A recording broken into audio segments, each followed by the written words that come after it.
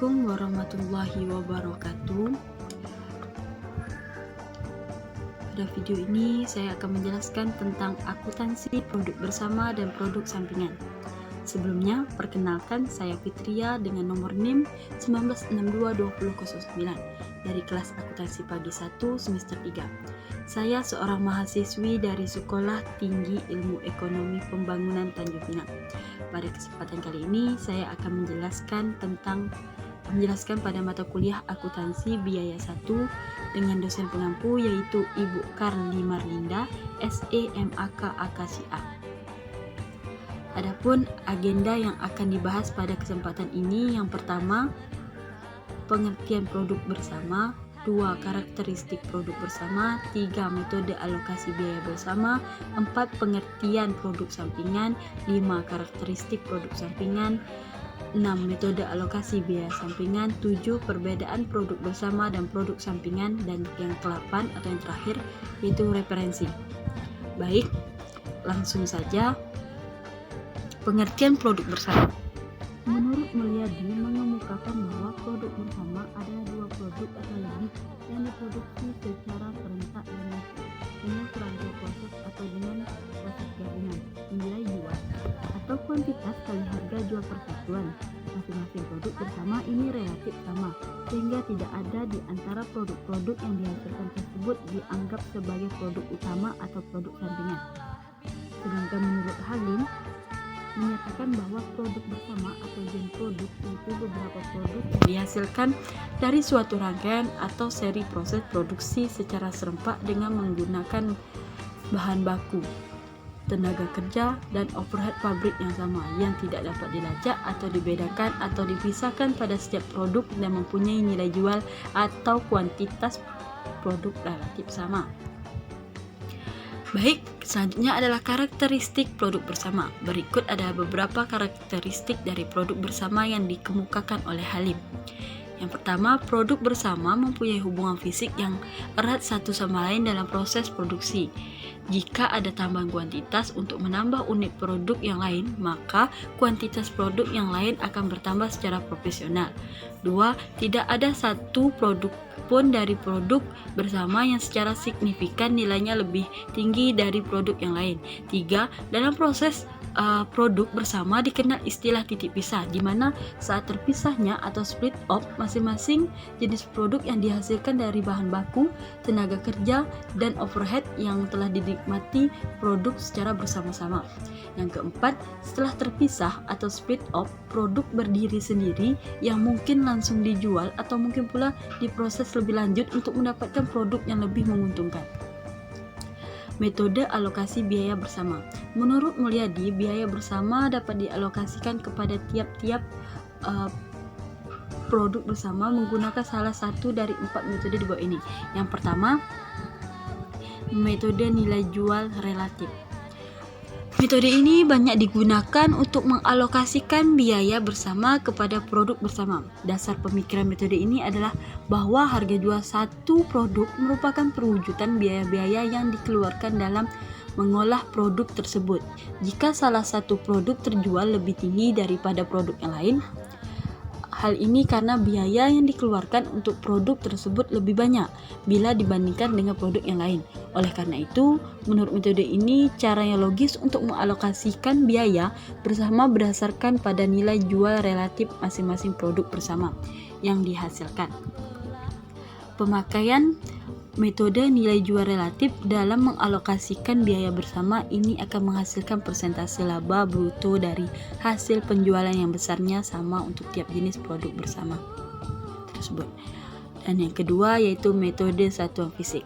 Metode satuan fisik mencoba menentukan harga pokok produk bersama sesuai dengan manfaat yang ditentukan oleh masing-masing produk akhir. Dalam metode ini, biaya bersama dialokasikan kepada produk atas dasar koefisien fisik, yaitu kuantitas bahan baku yang terdapat dalam masing-masing produk. Koefisien fisik ini dinyatakan dalam satuan berat, volume, atau ukuran yang lain. Dengan demikian, metode ini menghendaki bahwa produk bersama yang dihasilkan harus dapat diukur dengan satuan ukuran pokok yang sama. Jika produk bersama mempunyai satu ukuran yang berbeda, harus ditentukan koefisien ekuivalen yang digunakan untuk mengubah berbagai satuan tersebut menjadi satuan ukuran yang sama. Dan yang ketiga, metode rata-rata biaya persatuan. Metode ini hanya dapat digunakan bila produk bersama yang dihasilkan diukur dalam satuan yang sama. Pada umumnya, metode ini digunakan oleh perusahaan yang menghasilkan beberapa macam produk yang sama dari satu proses bersama, tetapi mutunya berlainan. Dalam metode ini, harga pokok masing-masing produk dihitung sesuai dengan proporsi kuantitas yang diproduksi. Jalan pikiran yang mendasari pemakaian metode ini adalah karena semua produk dihasilkan dari proses yang sama, maka tidak mungkin biaya untuk memproduksi satu satuan produk berbeda satu sama lain. Dan yang keempat atau yang terakhir itu metode rata-rata tertimbang, di mana jika dalam metode rata-rata biaya persatuan dasar yang dipakai dalam mengalokasi biaya bersama adalah kuantitas produksi, maka dalam metode rata-rata tertimbang kuantitas produksi ini dikalikan dulu dengan angka penimbang dan hasil kalinya baru dipakai sebagai dasar alokasi. Penentuan angka penimbang untuk tiap-tiap produk didasarkan pada jumlah bahan yang dipakai, sulitnya pembuatan produk, waktu yang dikonsumsi, dan pembedaan jenis tenaga kerja yang dipakai untuk tiap jenis produk yang dihasilkan. Jika yang dipakai sebagai angka penimbang adalah harga jual pokok produk, maka metode alokasinya disebut metode nilai jual relatif. Selanjutnya, pengertian produk sampingan. Istilah produk sampingan atau byproduct umumnya digunakan untuk mendefinisikan produk-produk dengan nilai yang relatif kecil dan dihasilkan secara simultan atau bersamaan suatu produk lain yang total nilainya lebih besar. Produk dengan nilai yang lebih besar tersebut biasanya disebut produk utama atau main product. Biasanya diproduk dalam jumlah yang lebih besar dibandingkan dengan produk sampingan. Biasanya pun produsen hanya memiliki sedikit kendali atas jumlah produk sampingan yang diproduksi dengan jumlah yang lebih besar dibandingkan dengan produk sampingan. Itu menurut Carter pada tahun 2009. Selanjutnya, karakteristik biaya sampingan. Produk sampingan dihasilkan secara bersamaan dengan produk utama dalam suatu proses produksi. Namun perusahaan tidak memiliki intensi untuk produk ini. Yang kedua, produk sampingan memiliki nilai jual yang lebih kecil daripada produk utama. Selain itu, kuantitas dari produk sampingan juga jauh lebih sedikit dari main produk yang dibuat perusahaan. Yang ketiga, yaitu produk sampingan memerlukan proses lebih lanjut sebelum siap digunakan atau dijual. Yang keempat dan terakhir, yaitu produk sampingan tidak pernah tercipta tanpa adanya proses produksi untuk pembuatan produk utama. Hal ini karena produk sampingan tercipta dari bahan baku produk utama. Keempat, yaitu metode alokasi produk sampingan, di mana satu, metode pengakuan pendapatan kotor, yang kedua metode pengakuan pendapatan bersih, yang ketiga metode biaya pengganti, yang keempat metode nilai pasar atau metode biaya reversal. Yang selanjutnya adalah perbedaan produk bersama dan produk sampingan.